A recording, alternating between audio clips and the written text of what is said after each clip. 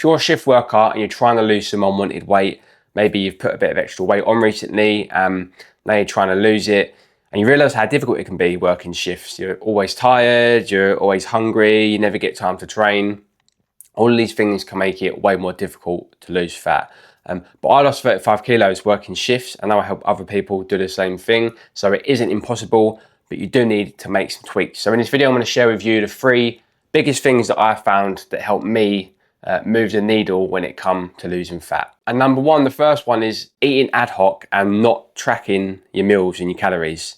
So what do I mean by ad hoc? Well, rather than planning all your meals for the day and your snacks, you just eat whenever you're hungry. And this can be a problem for a few reasons. One is that if you say you go to work and you're about to have lunch, if you're working shifts and you're a firefighter or you're a police officer or you work in a hospital and you don't get to have your lunch and then you go on another 4 or 5 hours without eating, you're going to be starving hungry. And if you've got no plan or no backup, you're going to end up going and eating a takeaway, going to the petrol station, grabbing a chocolate bar, grabbing a bag of crisps and just eating shit.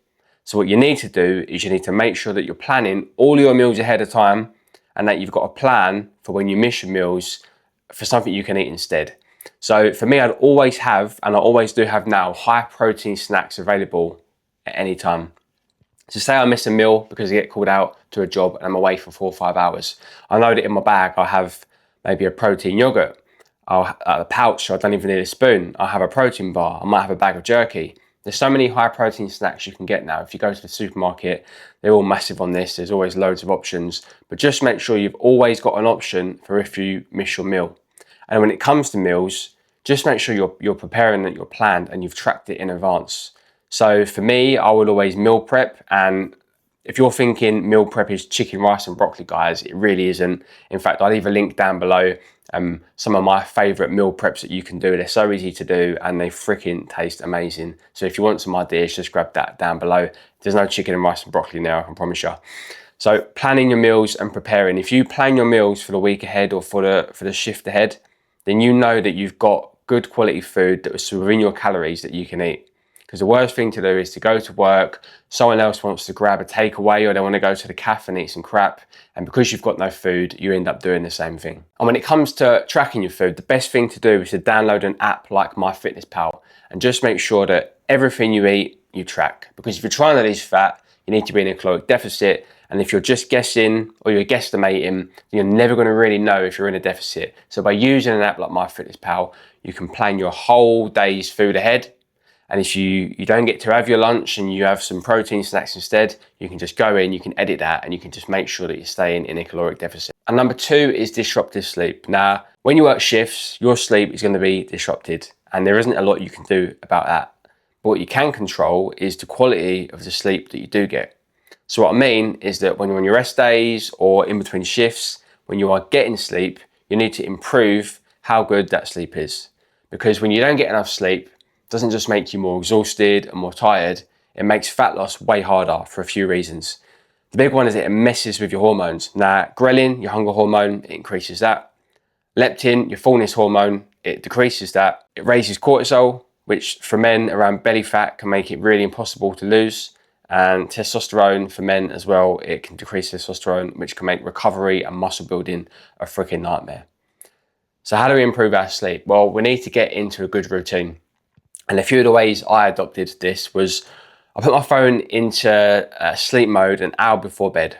So no one can message me, no one can call me, no doom scrolling, no notifications, nothing at all. Okay, phone is away. And then the second thing I did was making sure that I didn't watch any TV before bed, because all that does is get your senses heightened. I either listen to an audiobook or I listen to a podcast to help calm me down. And the next thing I did was make sure that my room was always cool and was getting plenty of fresh air. This has a massive impact on the quality of your sleep. And then I wore an eye mask just to make sure that whenever I was going to sleep, there was complete darkness and there was no risk of any light getting into my eyes and affecting my sleep. And the last one is caffeine. Now, if you're a shift worker, caffeine is probably a big part of your life, but you need to make sure that you're not having any caffeine at least 6 hours before you plan to go to sleep. Now, I used to be one of those people that could drink coffee before bed and still go to bed. And guess what? You might be able to drink caffeine and still go to sleep, but the studies have shown that the quality of the sleep you get when you've got caffeine in your system will be diminished. your REM sleep and your deep sleep will massively be affected. So you might be able to get to sleep even after you've had caffeine, but it's going to be shite. So no caffeine at least 6 hours before bed. And guys, if you're getting value from this video, I'd really appreciate if you hit the subscribe button. I'm going to be sharing literally everything I know about losing fat as a shift worker over the next few months. Okay, number 3 is training when you're exhausted and you're tired. And this was a toxic trait of mine. I was almost proud to be training when I was fucked, which isn't great. Because the trouble is, if you're tired when you go and train, you're not going to get a good workout in. It's going to be a crap workout. You're going to be even more exhausted and more wrecked, and you're going to delay your recovery, which means there's going to be an even bigger window before you can next get a good solid workout in.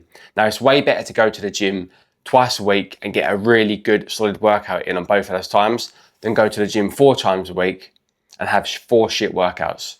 So you need to make sure that you're only training when you've got high energy and when you feel like you can really smash it, because otherwise you're just doing it for the sake of doing it. Now, you might think, if I'm training like a bodybuilder and I'm trying to grow my chest and my arms and my legs, and I'm only going to the gym twice a week, how can I do that? Well, stop training like a bodybuilder for a start, doing push day, pull day, leg day, or even worse, arms, chest, shoulders. That sort of stuff is no good for us. Our shift workers need to either train upper lower, or we need to train full body. Now, the beauty of training full body is that even if you're fucked all week and you only get the chance to go to the gym once, you're still hitting every muscle group at least once. Whereas if you was training push-pull legs, for example, if you could only get to the gym once that week or twice, one of those muscle groups or areas, you're going to feel like you've missed out, and then it's going to get you into that all or nothing mindset where you feel like you need to start again next Monday. So by training upper lower, or even better, training full body, if you can have 4 solid workouts a week, you're hitting every muscle group 4 times. If you can train twice a week, you're hitting every muscle group twice.